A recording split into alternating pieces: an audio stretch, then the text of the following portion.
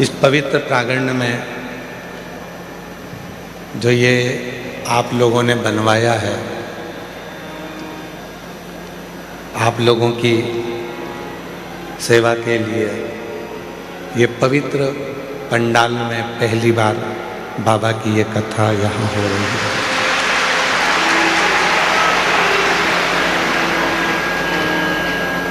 इसलिए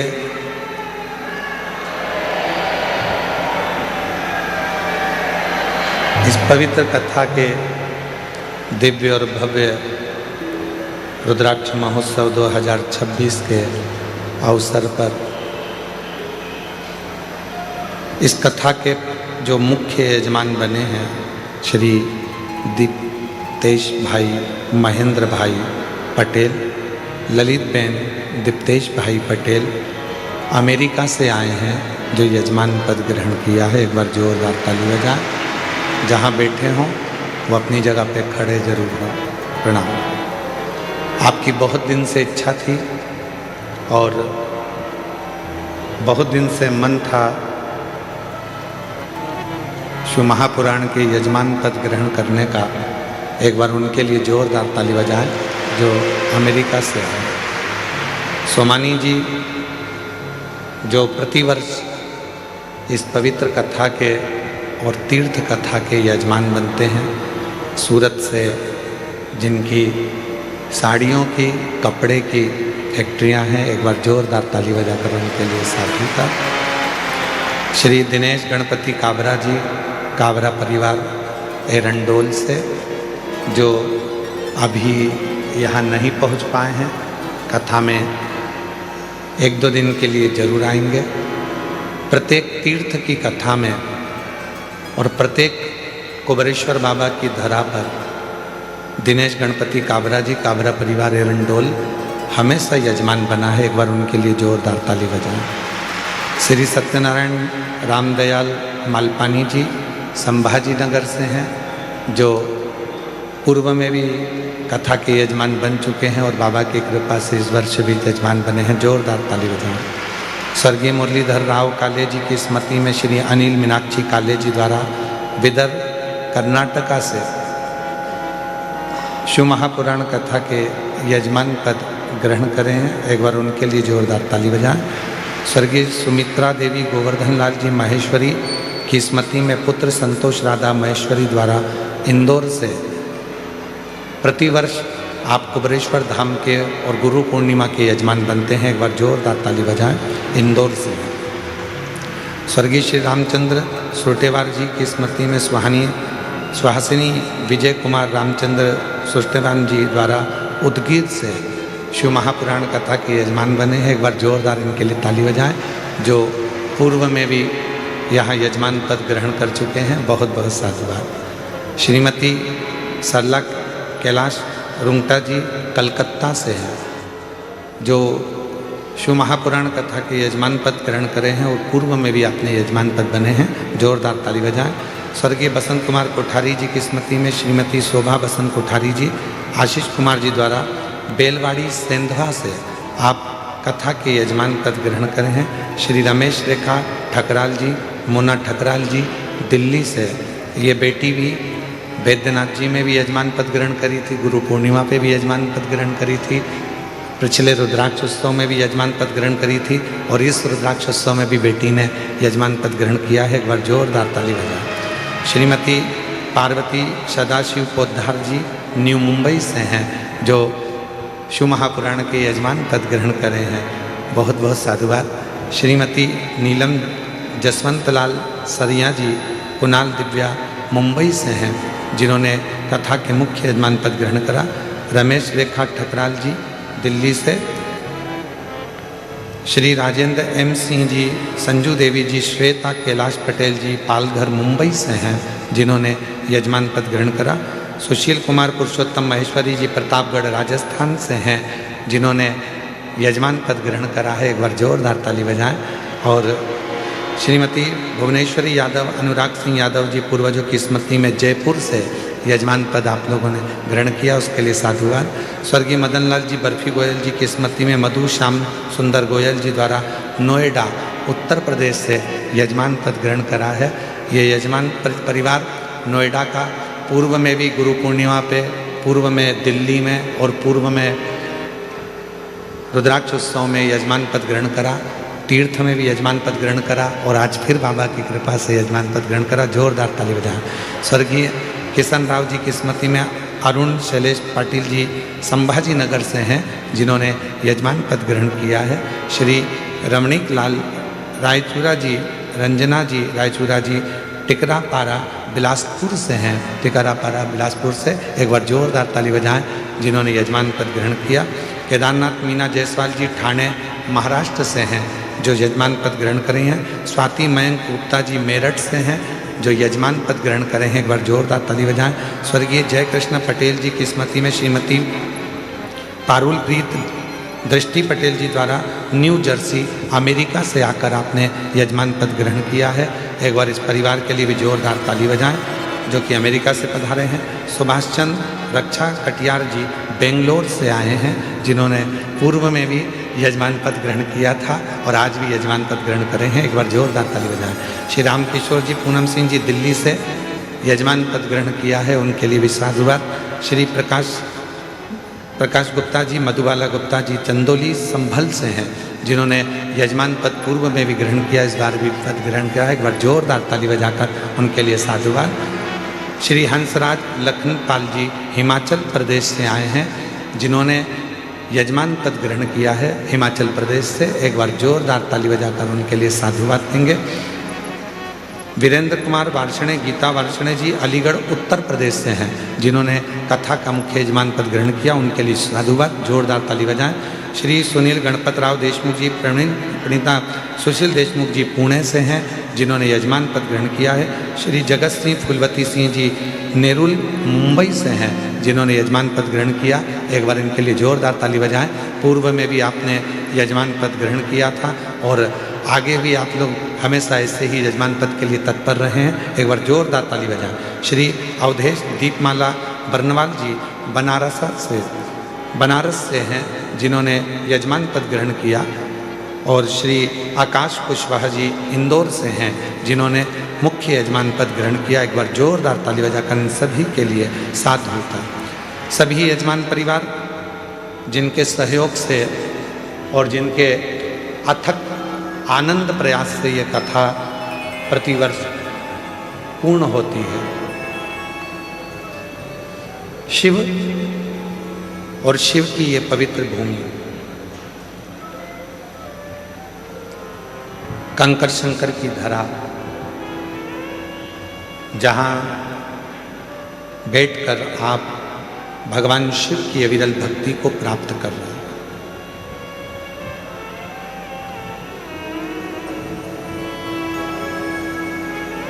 7 दिन के लिए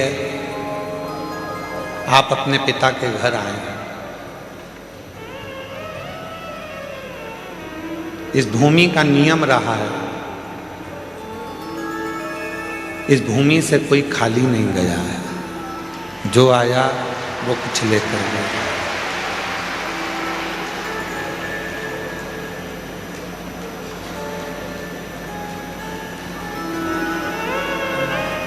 एक दादाजी की गोद में अगर पोता बैठता है, उठता है, तो दादाजी का पेन लेकर जाता है।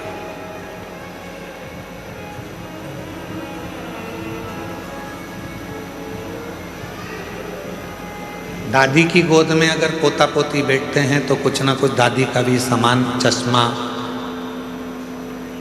जो दादी के पास होता है वो लेकर चला जाता है।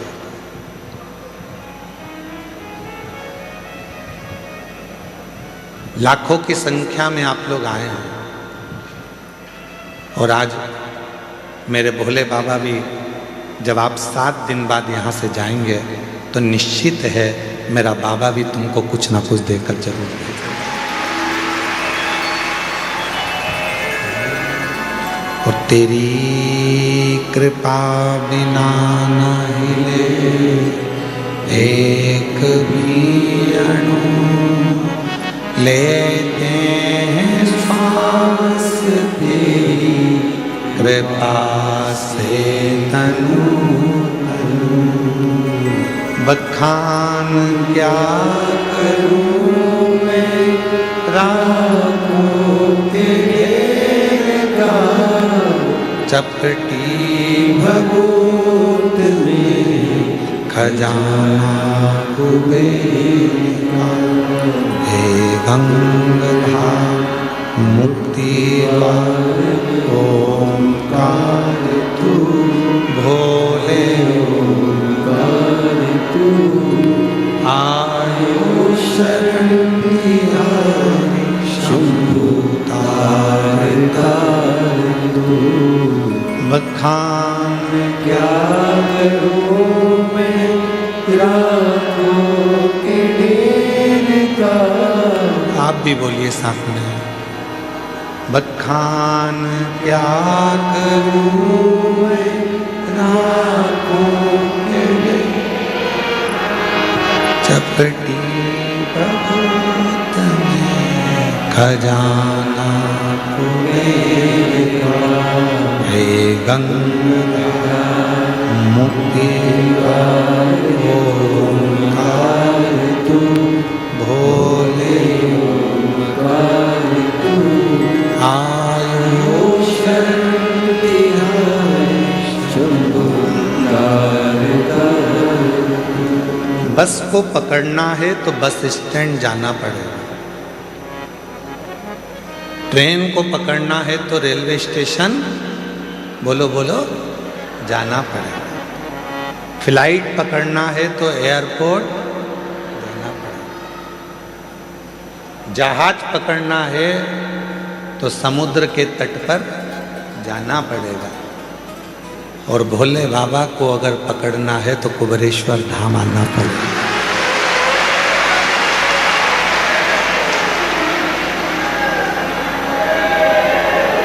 बारह ज्योतिर्लिंग का, ये 12 ज्योतिर्लिंग के मध्य में विराजमान ये वो कुबेरेश्वर बाबा की धरा है, ये वो कुबेरेश्वर बाबा की भूमि है। कुबेर भंडारी की वो धरा है जहाँ पर आने के बाद में 12 ज्योतिर्लिंग में आप भगवान शिव को जो जल चढ़ाते हो, भगवान शिव का जो दर्शन करते हो, उसका पुण्य फल ये कुबेरेश्वर बाबा की धरा पर नमन कर कर आपको प्राप्त हो जाता। आपको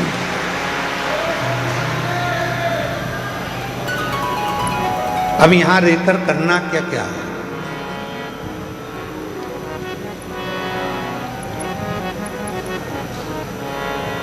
शादी का सीजन चल रहा है, तुम सबके घर पे कम से कम 5-5, 6-6 पत्रिका पड़ी होगी शादी की। किसी किसी के यहाँ तो 8-8, 10-10 पत्रिका पड़ी होगी शादी की। अरे बोलो तो सही है कि गलत है? और कभी कभी ऐसा होता है कि एक ही तारीख में 6-6, 7-7 पत्रिका पड़ी रहती है शादी की।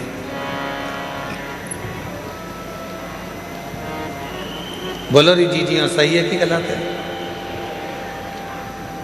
अब तुम क्या करते हो? पत्रिका देखोगे, किसके यहाँ की है, किसके यहाँ की है,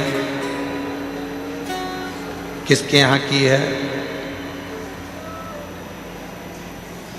और पत्रिका देखने के बाद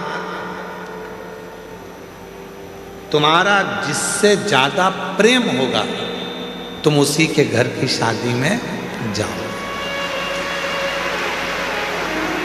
भले 10 पत्रिका पड़ी हो, 8 पत्रिका पड़ी हो, 5 पत्रिका पड़ी हो, 10-12 पत्रिका पड़ी हो, पर जिससे ज़्यादा प्रेम होता है व्यक्ति उसी के घर की शादी में जाता है। उसी तरह कुबेरेश्वर बाबा की धरा पर रुद्राक्ष महोत्सव में वही आता है जिसका मेरे बाबा से प्रेम होता है।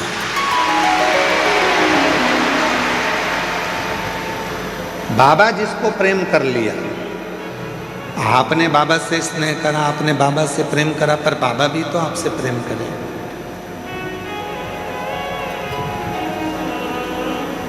बाबा भी तो आपसे स्नेह करे।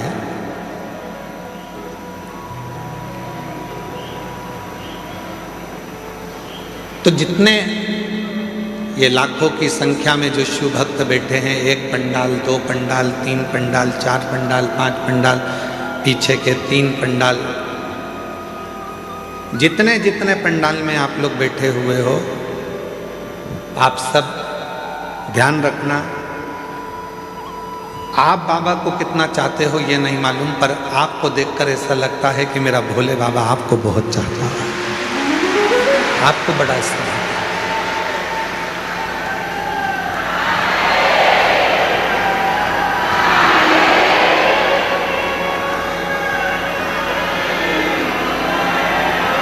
और शंभु शरणे पड़े मांगू घड़ी रे दुख काटो दया करीन दर्शन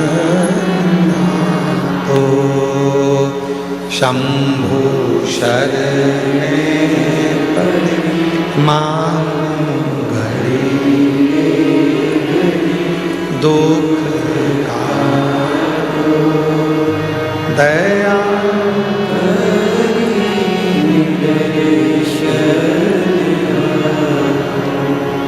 शिव आपसे प्रेम करते हैं, भगवान औघड़दानी आपसे स्नेह करते हैं।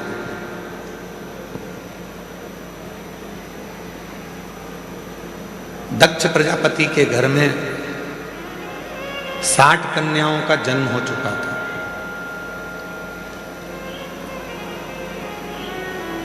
राजा दक्ष प्रजापति के घर में जब 60 लड़कियों का जन्म हो गया, 60 कन्याओं का जन्म हो गया, 60 कन्या के जन्म के बाद भी दक्ष प्रजापति ने भगवान माँ जगतजननी दुर्गा भवानी से प्रार्थना कर कर एक कन्या को और मांगा।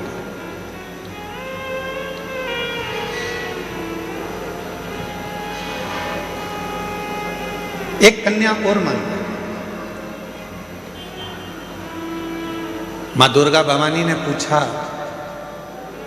ए दक्ष प्रजापति, तेरे घर में 60 लड़कियों का जन्म हो चुका है और तू एक लड़की और मांग रहा है, बेटी मांग रहा है।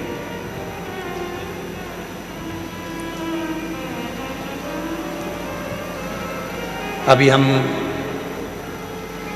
कल डबरा की कथा पूरी करके फिर हम छतरपुर के बागेश्वर धाम गए थे। वहाँ पर भाई श्री रमेश भाई जी ओझा जी ने, पूज्य भाई श्री ने एक बड़ी सुंदर बात कही। पूज्य भाई श्री ने कहा,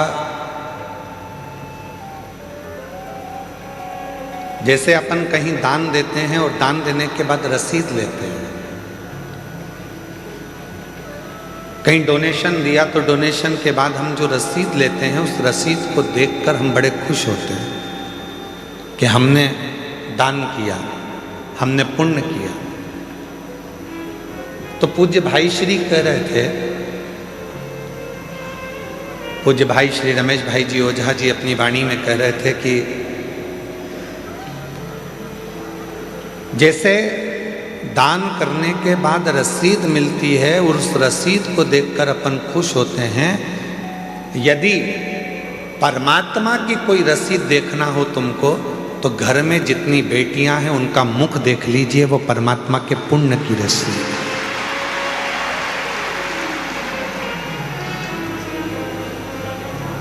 वो परमात्मा के पुण्य की रसीद है। घर में यदि एक बेटी का जन्म हो जाए तो समझ लेना कि उस भोलेनाथ ने तुम्हारे घर में एक रसीद सिग्नेचर कर कर दे दी है। ये रसीद ही कन्यादान करने के बाद तुम्हें पार लगा देगी, वो रसीद।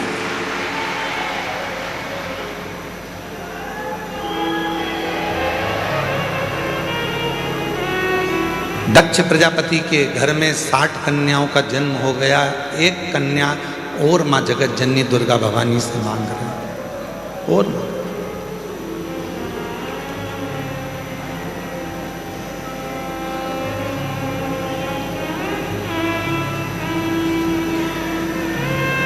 हे माँ जगतजननी दुर्गा भवानी, माँ हमारे घर में एक लड़की और हो जाए। एक बेटी और जन्म ले ले, एक बेटी का जन्म और हो जाए।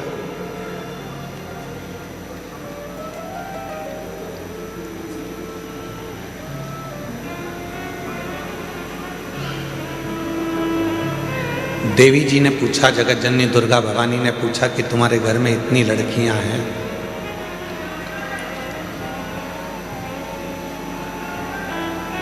पीछे की आवाज का ध्यान दे, तुम्हारे घर में इतनी बेटियां हैं, तुम्हारे घर में इतनी लड़कियां हैं, तो तुम्हें और लड़की की क्या जरूरत है?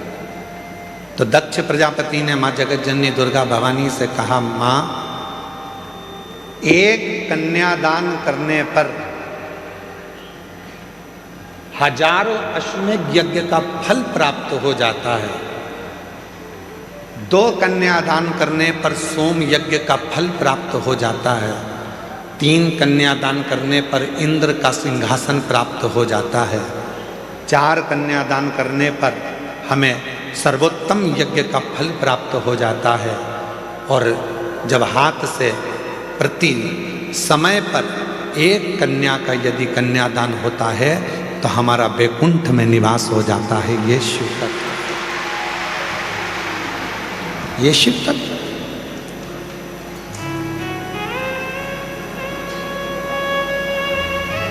एक बेटी और दे दो। और दक्ष प्रजापति के घर में मां जगत जननी दुर्गा भवानी ने कहा कि बेटी ढूंढने के लिए कहाँ जाऊंगी या बेटी को खोजने के लिए कहाँ जाऊंगी, इसलिए मैं खुद तुम्हारे घर में, मां जगत जननी कहती हैं कि बेटी बनकर तेरे घर में आऊंगी, स्वयं तेरे घर में आऊंगी।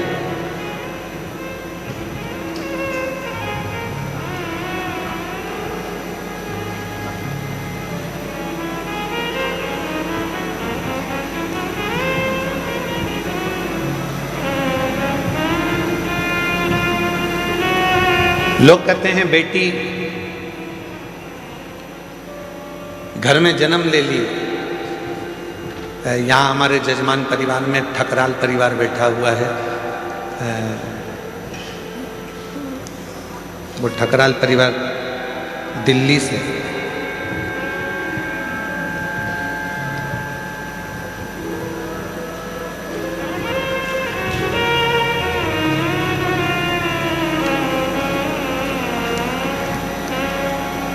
इस बेटी से एक हिम्मत लेना चाहिए। कहाँ बेटी है बेटा? ये बेटी है। इस बेटी से एक हिम्मत लो। एक कथा का यजमान पद ग्रहण करने के बाद में जब यहाँ से जाती है तो बाबा से कहकर जाती है कि दूसरे फिर जजमान बनने के लिए तुझे व्यवस्था करना है, और ऐसी व्यवस्था करना है कि मैं अपने माँ बाप को कुबेरेश्वर धाम पर आकर यजमान पद ग्रहण करा दूं। नौकरी कर, कल एक डबरा के अधिकारी जी ने प्रश्न किया डबरा में, पूर्व गृह मंत्री श्री नरोत्तम मिश्रा जी के यहाँ कथा चल रही थी, तो वहाँ एक अधिकारी ने, वहाँ के अच्छे अधिकारी ने एक प्रश्न किया कि गुरुजी, कथा बहुत होती हैं, पर आप जब शिव पुराण की कथा करते हैं तो ये आपकी कथा में बहुत सारी माताएं आती हैं, इसका कारण क्या है?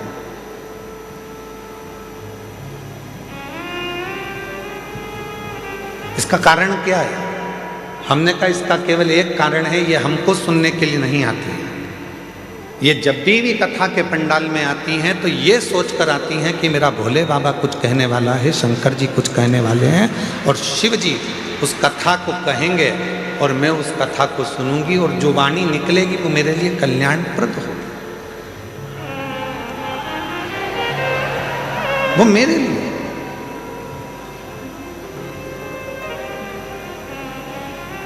एक लड़की की सर्विस नहीं लग रही थी, एक माँ बाप पत्र है,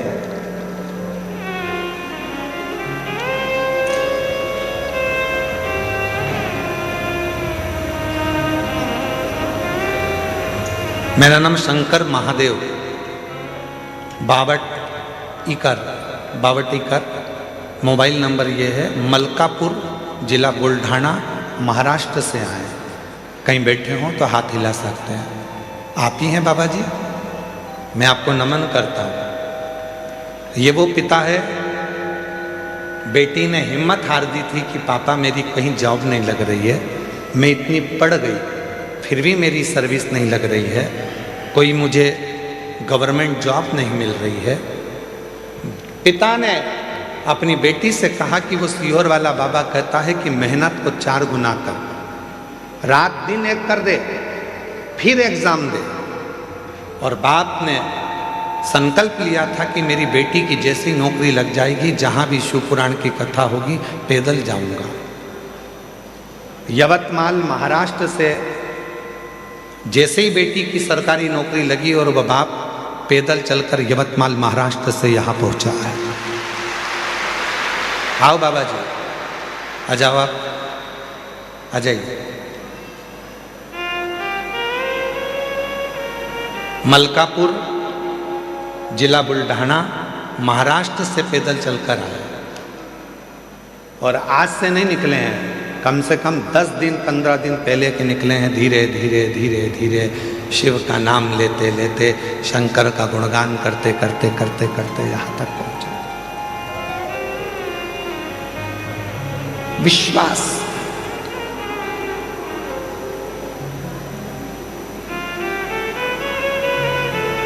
किसको सुनने के लिए आए हो आप? सीहोर वाले बाबा को तो टीवी पर भी सुन लेते हो, सीहोर वाले महाराज को तो, और सीहोर वाला महाराज तो आपसे मिलता तक नहीं है।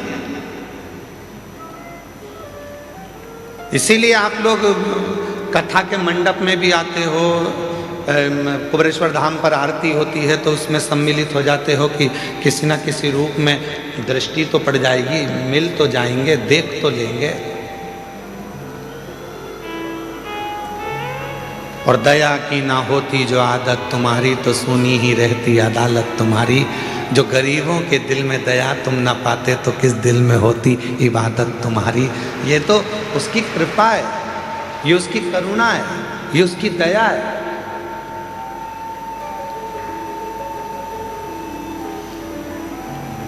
ये शिव की उदारता है। एक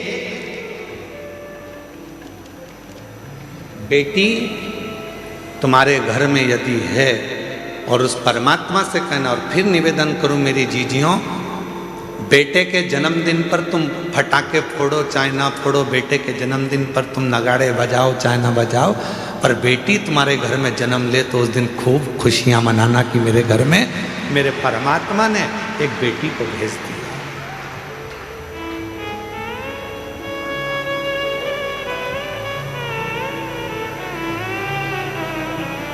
आज की बेटियां कोई साधारण नहीं है।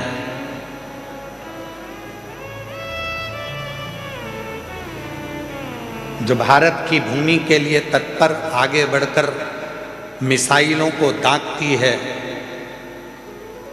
और भारत की एक बेटी पूरे पाकिस्तान को हिलाकर आ जाती है, ये वो भारत की भूमि है,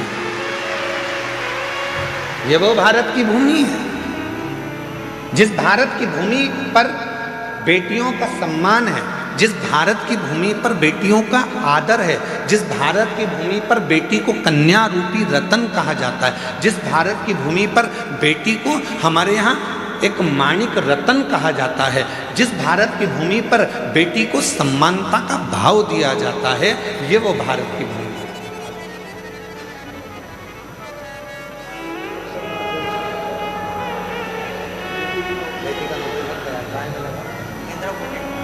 दया की न होती जो आदत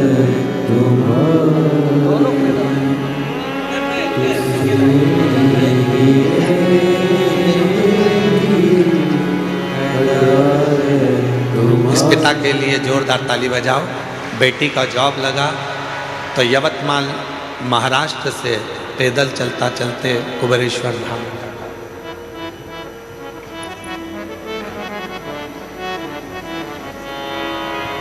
और कितनी बेटियां बैठी हैं यहाँ पर, ढेरों।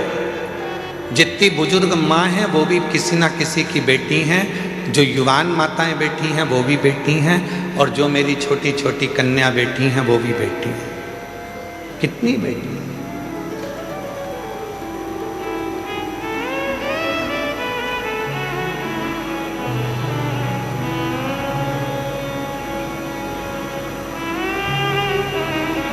अभी भोपाल में एक सम्मेलन था, उस सम्मेलन में हम गए थे, तो उसमें हमसे पूछा गया कि आप राष्ट्र को अगर उज्जवल देखना चाहते हैं तो क्या देखना चाहते हैं?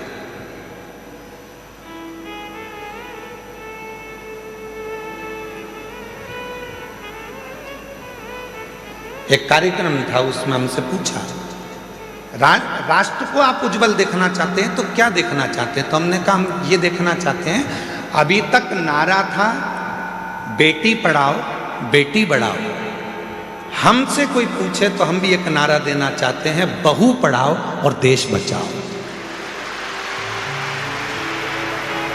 कोई हमसे पूछे तो एक नारा हम भी देंगे कि जैसे तुम बेटी को पढ़ा रहे हो, जैसे बेटी के लिए तुम अपनी जान दे रहे हो, वैसे बहू को भी अपने घर में आने के बाद उसकी इच्छा पूछो, बेटा पढ़ना है, आगे बढ़ना है, तुझे कुछ करना है।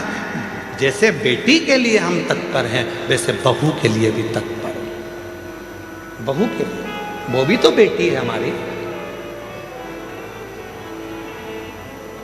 एक सुंदर चरित्र है अशोक सुंदरी का।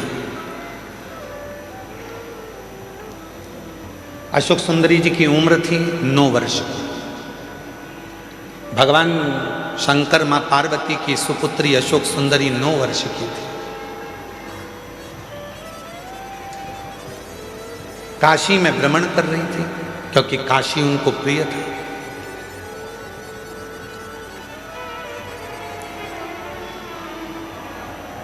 अशोक सुंदरी जी को काशी बड़ा प्रिय था। काशी में रह रही थी, काशी में भ्रमण कर रही थी, और भ्रमण करते करते काशी की धरा पर अशोक सुंदरी एक दिन बाबा विश्वनाथ जी के पास में पहुंच गई, अपने पिताजी के पास। जब जाकर देखा तो पिताजी तो तप साधना में लीन थे। अशोक सुंदरी ने देखा कि पिताजी तो तप साधना में लीन है, अब मैं किसके पास जाऊं? तो अशोक सुंदरी फिर दौड़ लगाई, अपनी मां को खोजने लगी, माता पार्वती। उस समय पर मां जगतजननी जगदम्बा अंबा माता पार्वती मैया असुरों का संहार करने के लिए गई थी।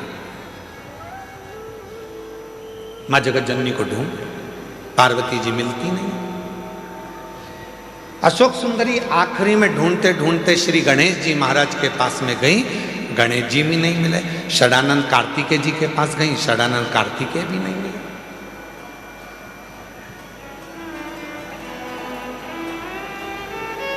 बहुत ढूंढा अशोक सुंदरी जी ने, ना पिताजी मिल रहे हैं, ना माँ मिल रही है, ना गणेश जी मिल रहे हैं, ना कार्तिकेय जी मिल रहे हैं। आखिरी में अशोक सुंदरी एक स्थान पर एक वृक्ष के नीचे बैठ गई, मौन होकर। और जो बात हमने आपसे पहले भी कही, आज फिर कहते हैं, जब तुम्हारे मन में अशांति उत्पन्न हो, जब तुम्हारे मन के अंदर बहुत ज़्यादा टेंशन हो, अशांति हो, चिंता हो, डिप्रेशन हो, कहीं मत जाओ, एक किसी वृक्ष के नीचे कुछ देर के लिए।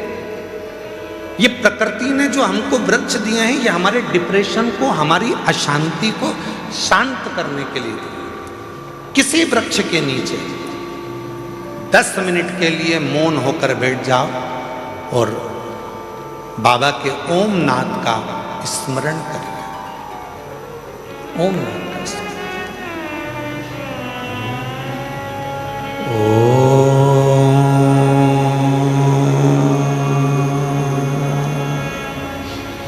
जब हम ओम नाद का स्मरण करते हैं किसी वृक्ष के नीचे बैठकर, तो प्रकृति के देव भगवान देव अधिदेव महादेव हमारे ऊपर दृष्टि देते हैं, हमें देखते हैं।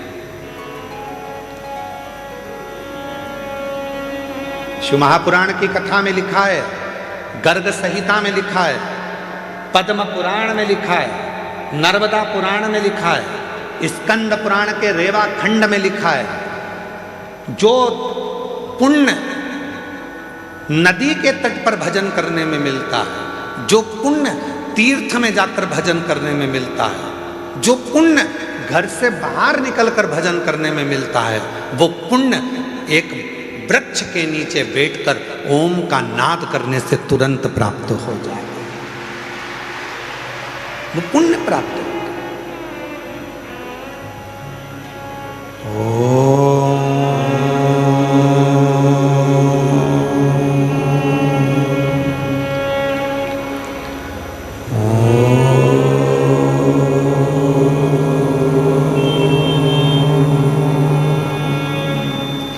एक नाद शिव से मिलने का, आप भी एक बार उच्चारण करिए, अपने नेत्र को धीरे धीरे बंद कर कर, पीठ को एकदम सीधा कर कर,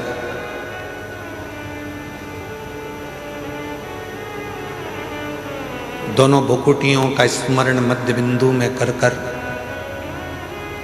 इस ओम को लंबी गूंज के साथ अपने मुख से उच्चारण करिए।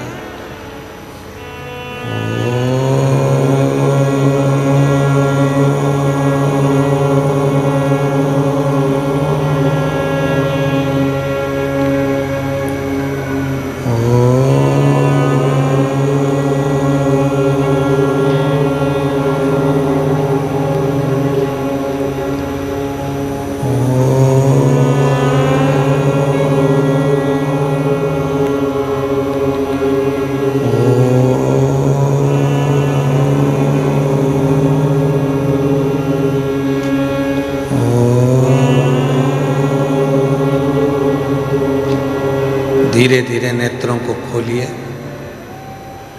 स्मरण करिए देवाधिदेव महादेव के किसी वृक्ष के नीचे बैठकर शिव हमको देख रहे हैं और हम उस शिव को महसूस कर रहे हैं।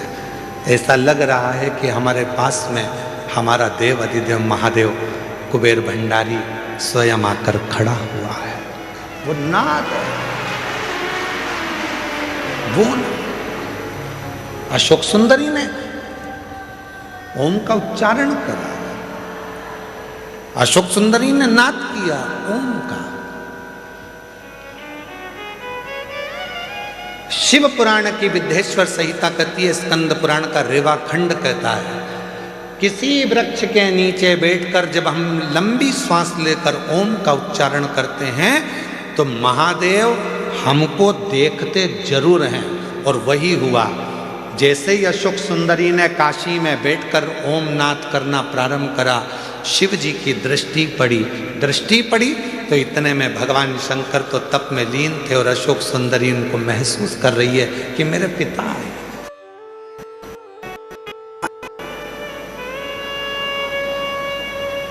अशोक सुंदरी ने, पिताजी बहुत प्यास लग रही है, पापा बहुत प्यास लग रही है, बाबुल बहुत प्यास लग रही है।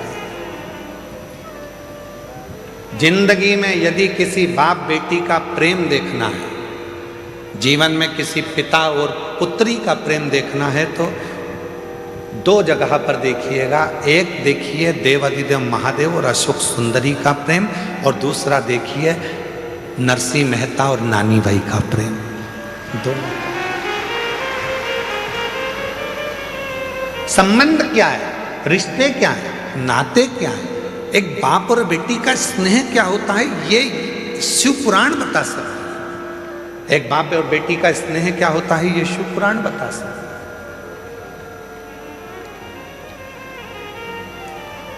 पिताजी मुझे बहुत प्यास लग रही है, बहुत प्यास लग रही है। पिताजी तो तप में लीन थे, कुछ बोले नहीं है, बस प्रकट हो गए, बोले कुछ नहीं, केवल प्रकट में। बहुत तेज प्यास लग रही है पिताजी। पिताजी कुछ नहीं बोले। थोड़ी देर बाद अशोक सुंदरी ने देखा कि मेरे पिताजी की जटा में से टप टप टप टप करते हुए जल बह रहा था। अशोक सुंदरी को लगा कि गंगा मैया सिर पे है तो वो पानी बहा रही है, मैं क्यों ना इस जल को पी लूं। और तुरंत अशोक सुंदरी ने पिताजी के कंधे पर जाकर लिपट गई और लिपट कर अशोक सुंदरी ने अपने मुख को ऊंचा करा और शिव जी की जटा से, भगवान शंकर की जटा से जो बूंद बूंद जल टपक रहा था उसको अशोक सुंदरी ने पीना प्रारंभ कर दिया।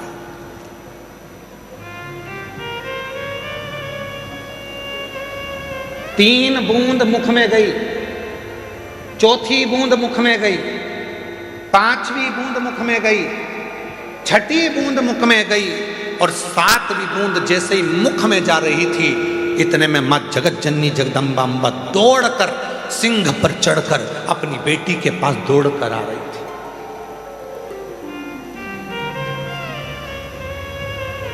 जगत जननी जगदम्बा अम्बा दौड़कर, सुंदरी सुंदरी सुंदरी सुंदरी अशोक सुंदरी सुंदरी सुंदरी, क्या हो गया? शिवजी ने देखा कि पार्वती जी इतनी जल्दीबाजी में कहां से आ गई। तो पार्वती जी को देखकर शंकर भगवान तुरंत पूछा, क्या हो गया पार्वती, जो तुम इतनी चिल्लाती चिल्लाती अशोक सुंदरी सुंदरी सुंदरी अशोक सुंदरी सुंदरी सुंदरी अशोक सुंदरी करती हुई आ रही हो, क्या हुआ? अरे वो अशोक सुंदरी तुम्हारे पीछे बैठी है, उसको प्यास लग रही थी, पानी नहीं मिला, तो वो तुम्हारे शीश से जो बूंद बूंद जल टपक रहा है ना उसको पी रही है।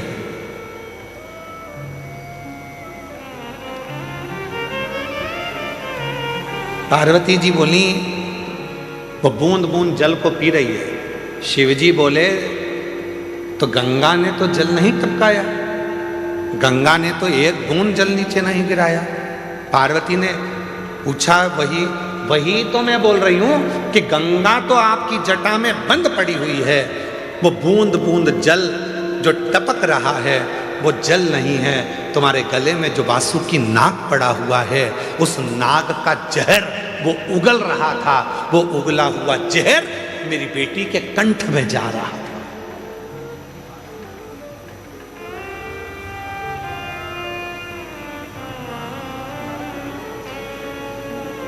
वो वासुकी नाग का उगला हुआ जहर मेरी बेटी के कंठ में जा रहा है, इसलिए मैं अपनी बेटी को बचाने आई हूं। शंकर भगवान बहुत तेज मुस्कुराए, हंस दिए। शिवजी ने कहा, पार्वती तू मुझे जान नहीं पाई। सुन लेना दुनिया के लोगों, जो शिवजी पे चढ़े हुए जल का पानी पीने के लिए मना करते हैं, जल पीने का मना करते हैं, उनके लिए कथा प्रेरणा है।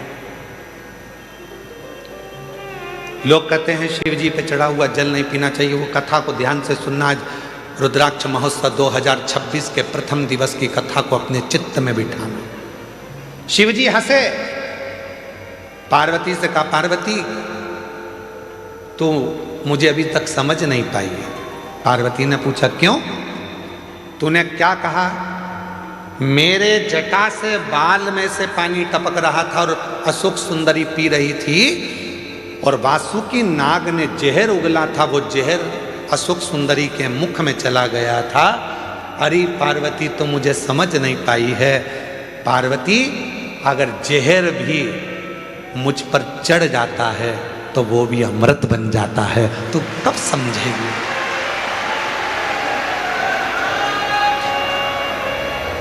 दुनिया के लोग कहते हैं शिव जी पे चढ़ा हुआ जल नहीं पीना चाहिए, उनके लिए यह अशोक सुंदरी और काशी का संवाद कहता है कि शंकर भगवान के जटा में गले पर कालिया विष अपना, वासुकी नाग अपना विष उगल रहा था और वो विष जटा में से टपक रहा था, जिनको अशोक सुंदरी ने पी लिया था। पार्वती तू मुझे समझी नहीं है।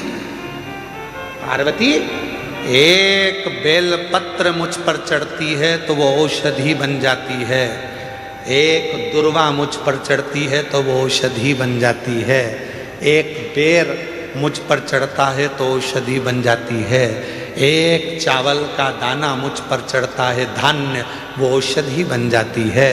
अरे पार्वती, जो जल मुझ पर चढ़ता है वो भले कैसा भी हो, वो मेरे ऊपर चढ़कर गंगा जल जैसी औषधि बनकर सुख प्रदान कर देता है,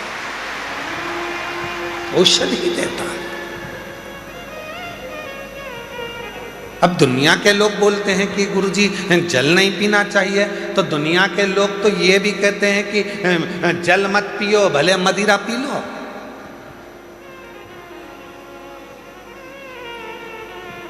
दुनिया के लोग तो बड़े बड़े अच्छे अच्छे हीरो भी गुटखे का प्रचार कर रहे हैं, खा लो गुटखा। दुनिया के लोग तो गलत गलत प्रचार कर रहे हैं, कर लो गलत काम। नहीं,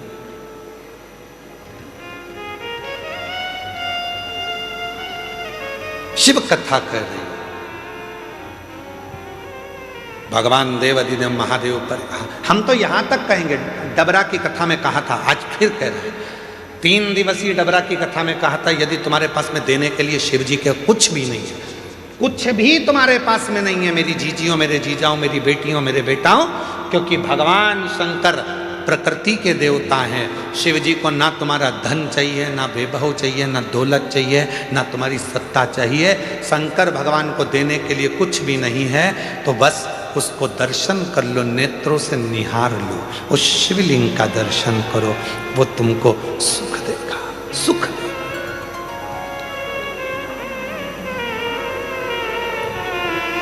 जब हम रात्रि को यहाँ पर पहुंचे, तो रात्रि में यहाँ पर आए तो एक माता जी ने एक पर्ची लिख के दरवाजे में सरका दी, तुम ऐसा मत करना।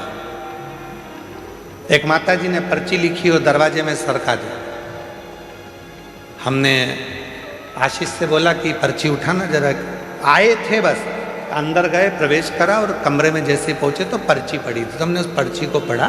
तो उस पर्ची में हमने कहा आशीष जरा पर्ची उठाओ। पर्ची उठाई तो उसमें लिखा था कि कंकर शंकर शिला के हम जल नहीं चढ़ा पाएंगे, तो हम दूर बैठ के भगवान की पूजन करें, आराधना करें, चलेगा? हमारा निवेदन है, लाइट चाहते हो तो डीपी के पास जाने की जरूरत नहीं है, कनेक्शन तुम्हारे पास में है। तुम जहां बैठकर कंकर शंकर की धरा पर उस शिव को याद करोगे, वो वहीं आकर दर्शन देगा। जहां तुम बैठे हो, जहां तुम हो। शिव महापुराण की कथा केवल एक ऐसी कथा है कि सीहोर वाला बाबा तो दिखता ही नहीं है, सीहोर वाला महाराज नजर भी नहीं आता, लोग कहाँ कहाँ बैठे हुए हैं उनको दिखेगा नहीं। आएंगे, कथा सुनेंगे, बाबा को प्रणाम करेंगे, कंकर शंकर पूजन करेंगे, दिल से प्रार्थना करेंगे और बाबा उन पे कृपा कर देते। एक पत्र है एक बेटी का, आज सारे पत्र बेटियों के ही। एक वकील बेटी का पत्र है, वकील है,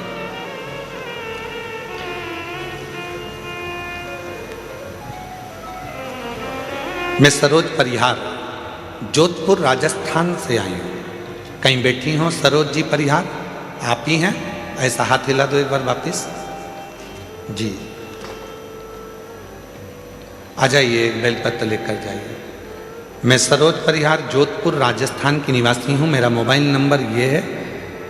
मैं और मेरी ननंद बाईसा आपकी कथा वर्ष 2019 से सुन रही हैं। हम दोनों पिछले 5 सालों से लगातार रुद्राक्ष अभिषेक में यहाँ रुद्राक्ष महोत्सव में आते हैं। ऐसा कोई साल नहीं गया जिस साल मुझे मेरे भोलेनाथ ने नहीं दिया।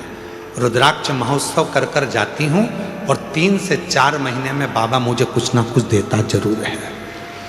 5 साल से रुद्राक्ष महोत्सव में आ रही हूँ, 5 साल से लगातार रुद्राक्ष महोत्सव अटेंड करती हूँ, सुनती हूँ। गुरुजी, आपकी कथा बहुत दूर दूर होती है, सीहोर हमारे नज़दीक पड़ जाता है।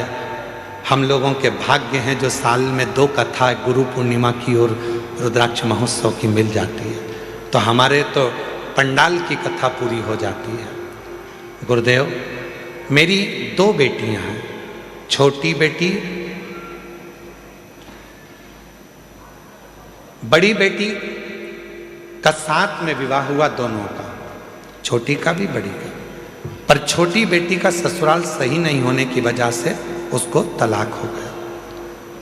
उन लोगों ने बेटी के बारे में गलत गलत उठाना चालू करा कि इसकी बच्चेदानी नहीं है, बच्चादानी खराब है, बच्चादानी है ही नहीं, ऐसी अफवाह उड़ाई कि बेटी दिन भर रोती थी। गुरुदेव 2018 में मेरी बेटी की शादी दूसरी करा दी। मेरी बेटी वकील थी पर प्राइवेट, सरकारी नहीं। 2018 में शादी हुई और बेटी ने कहा, माँ डॉक्टर के हिसाब से ऐसा लगता है कि मैं माँ नहीं बन सकती, क्या करूं? मैं अपनी बेटी को लेकर यहाँ आ गया और कथा सुनवाई बेटी को। कथा सुनने के बाद जब बेटी पहली बार यहाँ से गई, उसका गर्भ ठेर गया। पर ना जाने ऐसा क्या हुआ कि बेटी का जो बच्चा हुआ वो शांत हो गया। बेटी फिर टूट गई।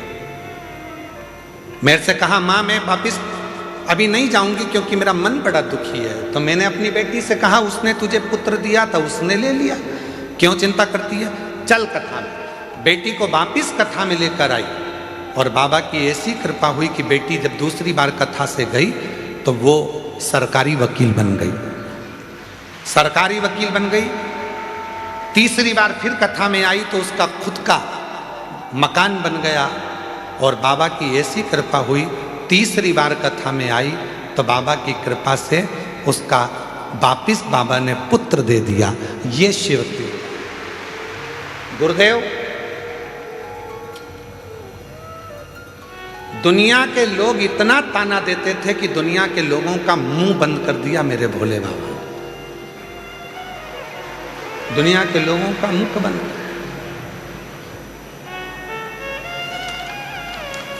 शिव कथा करती है।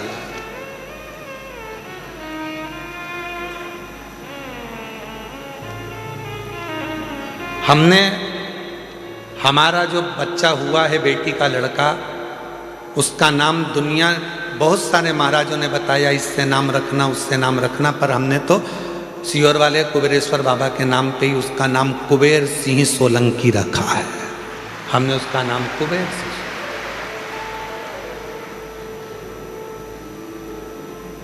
इसमें एक लाइन माता ने लिखी कि मेरी बेटी इतनी टूट गई थी, वकील होकर इतनी टूट गई थी कि वो अपने शरीर को नहीं रखना चाहती थी, इतनी टूट गई। हिम्मत दी शिव ने, सीहोर वाले महाराज ने नहीं।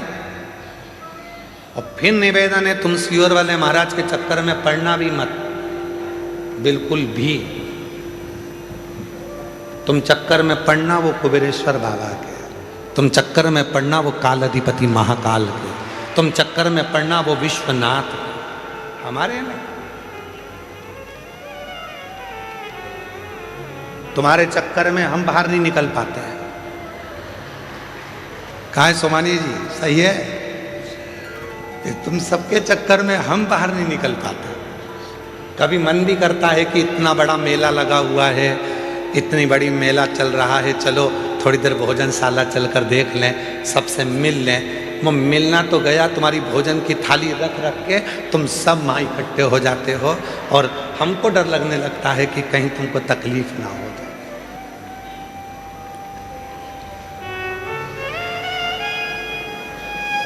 उसके चक्कर में रहो। हम तो बाबा के भरोसे चलते हैं। और देखो, हम हमेशा एक ही बात कहते हैं कि सीहोर वाले बाबा से, सीहोर वाले महाराज से मतलब मत रखो। इसीलिए कहते हैं क्या, हमको भी तो कहीं निकलने दो, घूमने दो, फिरने दो। पर जितना जितना मना करते हैं तुम उतने उतने बिगड़ी औलाद हो। तुम्हें जितना मना करो तुम सुधरते ही नहीं, फिर पीछा पकड़ लेते हो। आ जाओ।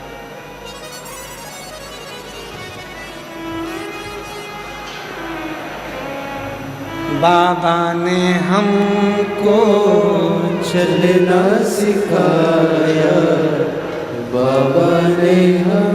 रोते नहीं, रोते नहीं, रोते नहीं, आंसू पोछो पहले, रोते नहीं, आंसू पोछो पहले, रोते आंसू पोछो पहले, आंसू पोछो। अच्छा खुश होकर जा, बाबा ने सब सुन लिया ना। साथ दे दिया, क्या सोचना ये बेटी।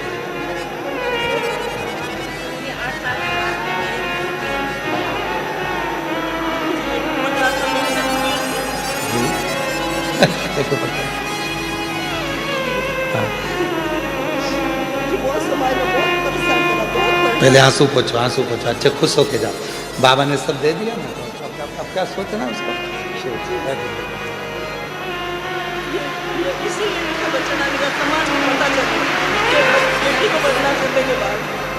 तो पता दे दो।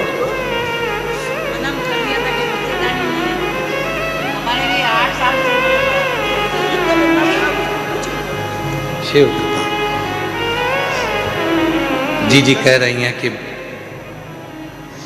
बेटी को ऐसा कह दिया था कि बच्चेदानी नहीं, बच्चेदानी नहीं, तो पूरी समाज में बात फैल गई उससे कोई शादी ना करे। आखिरी में उसने सोच लिया था कि शरीर नहीं रखूंगी। तब वो बहन अपनी बेटी को लेकर एक रुद्राक्ष उत्सव में यहाँ आ गई। बेटी कथा सुनी, बेटी की शादी हो चुकी थी। वहाँ पर भी उसको सम्मान नहीं मिल पा रहा था कि संतान नहीं, बाबा ने दे दी।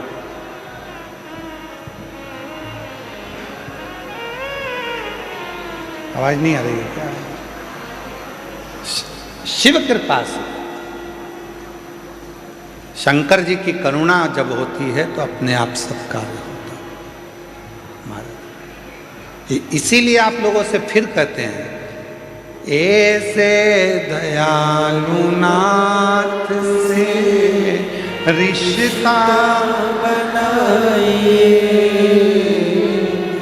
मेरी जीजियों, जितनी मेरी जीजी जीजा हैं, जितनी स्तुति हम करें उतनी स्तुति आपको करना है। हम भी बोले और तुम भी बोलो साथ में। तुम्हारी आवाज और हमारी आवाज दोनों मिले तो आनंद। ऐसे दया रिश्ता बनाइए, ऐसे दयालुनाथ से रिश्ता मिलता रहेगा आपको जो कुछ भी चाहिए, मिलता रहेगा आपको जो कुछ भी चाहिए। ऐसी करिश्मा होगा जो हुआ कभी नहीं, ऐसा करिश्मा होगा जो हुआ कभी नहीं। मांगा है भोलेनाथ से वरदान ये,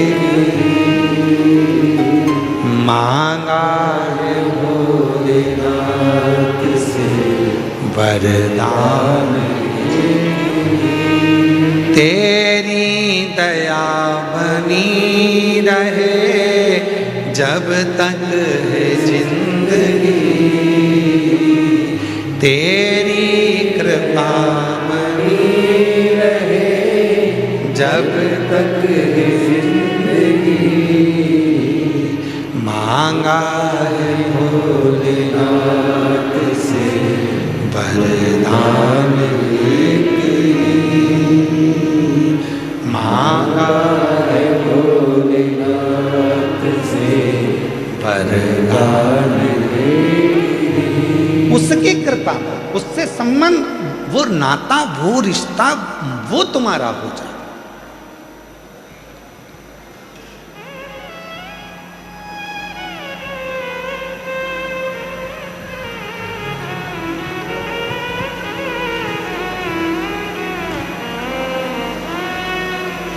तीन चीजें हो सकता है लोगों को बुरा लग जाए, बोल दें, जम के तो बोलो, संभाल लोगे, ठीक है।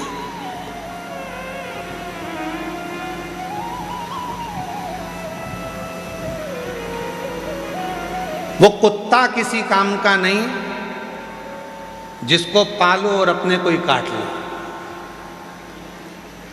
यार पूरा सुनो, अभी अभी नहीं बजाना अपने को, धर लो। वो कुत्ता किसी काम का नहीं, जिसको पालो वो ही काट ले।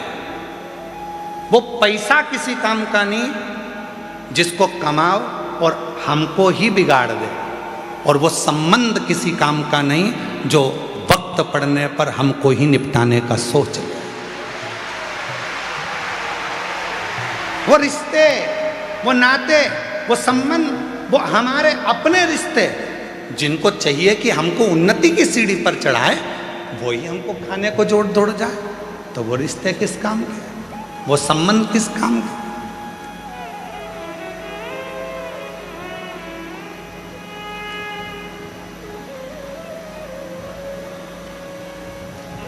हमारे देवर जी तो बहुत अच्छे हैं, पर हमारी देवरानी ने हमारे देवर को कब्जे में करके रखा, रिश्ते खत्म कर दिए।